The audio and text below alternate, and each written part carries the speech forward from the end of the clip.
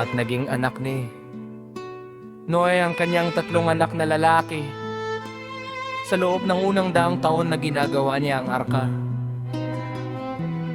Sa loob ng daang taon na ito ay hindi siya kumain ng anumang pagkain na pinanggagalingan ng dugo. Ang mga sandalyas sa kanyang mga paa ay hindi pinalitan, ni nasira, ni tumanda. Sa loob din ng daang taon na ito, hindi niya hinubad ang kanyang mga kasuotan sa kanyang sarili. Niyang mga ito ay nasira kahit kaunti. Hindi niya pinalitan ang tungkot sa kanyang kamay. Niyang tela sa kanyang ulo ay tumanda, at ang buhok sa kanyang ulo ay hindi dumami o nabawasan. Tungkol sa tatlong anak na ito ni Noe, ang panganay sa kanila ay si Sem, ang sumunod ay si Ham, at ang pangatlo ay si Japhet.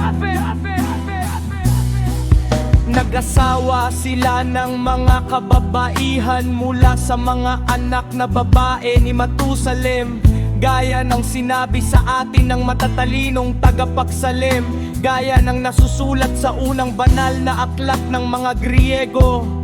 Ang buhay din ni Lamech na ama ni Noe ay 3 taon, at nang siya ay malapit ng mamatay, tinawag niya ang kanyang amang si Matusalem at ang kanyang anak na si Noe.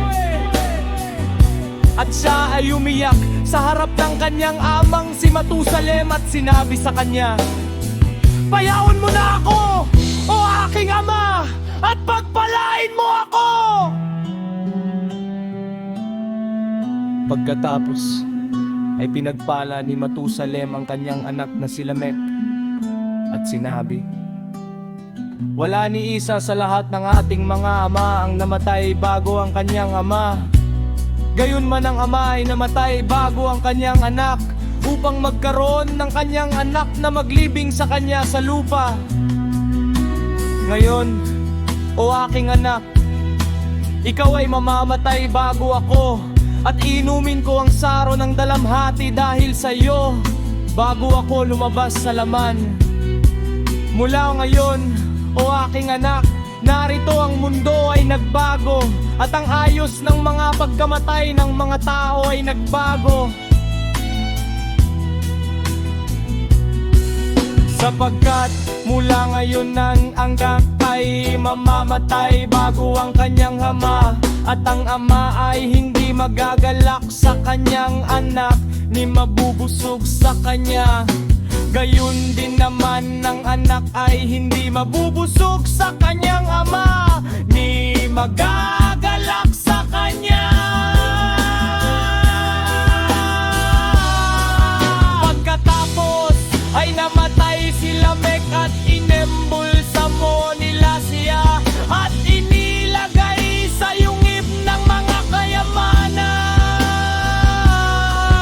Ang kanyang kamatayan ay naganap 7 taon bago dumating ang baha, at ang kanyang amang si Matusalem at ang kanyang anak na si Noe ay nanatiling mag-isa sa banal na bundok. Gayunman, si Noe ay bumababa araw-araw upang magtrabaho sa arka, at umaakyat sa kinagabihan, at iniutos niya sa kanyang mga anak at sa kanilang mga asawa na huwag bumaba pagkatapos niya. Gayunman, si Noe ay paulit-ulit na nangaral sa mga anak ni Cain na nagsasabi, "Darating ang baha at lilipulin kayo kung hindi tayo magsisisi." Ngunit ayaw nilang makinig sa kanya. Pinagtawanan lang nila siya. Nang ang mga anak ni Seth ay bumaba mula sa banal na bundok at tumira kasama ng mga anak ni Cain, at nagparumi sa kanilang sarili sa kanilang mga kasuklam-suklam na gawa, ay pinanganak sa kanila ang mga anak na tinatawag na Garsina, na mga higante, mga kakapari-kakante na may katapangan, na walang ibang mga higanteng may katulad na lakas.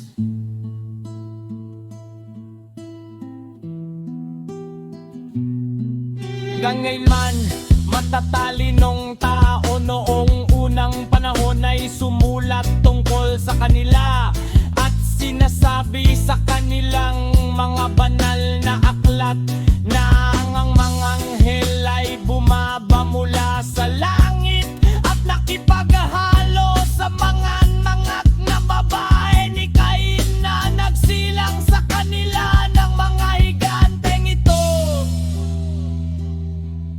Gayunman,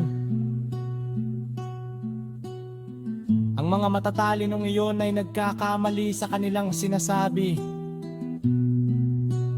Huwag nawa nang halahayaang gayong bagay na ang mga espiritong anghel ay matagpo ang nagkakasala kasama ng mga taong nilalang. Hindi kailanman, hindi maaaring mangyari iyon. At kung an kayong bagay ay nasa likas ng mga anghel o mga satanas na nahulog, hindi sana sila mag-iiwan ng kahit isang babae sa lupa na hindi nadungisan sa paghel o mga satanas ay napakasasama at kasuklam-suklam. Bukod dito, sila ay hindi likas na lalaki at babae. Gayunpaman, sila ay maliliit, mapaputing mga espiritu na naging itim mula nang sila ay magkasala.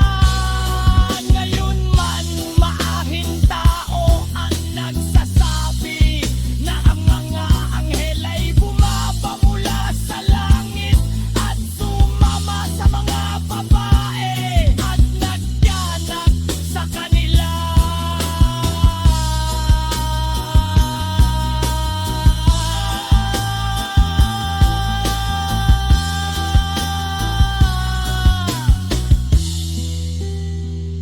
Hindi ito maaring totoo. Ngunit sila ay mga anak ni Seth na mula sa mga anak ni Adan na nanirahan sa bundok, mataas o nakabitin, habang pinananatili nila ang kanilang pagkabirhen, ang kanilang kawalang malay at ang kanilang kaluwalhatiang tulad ng mga anghel. At noon ay nila mga anghel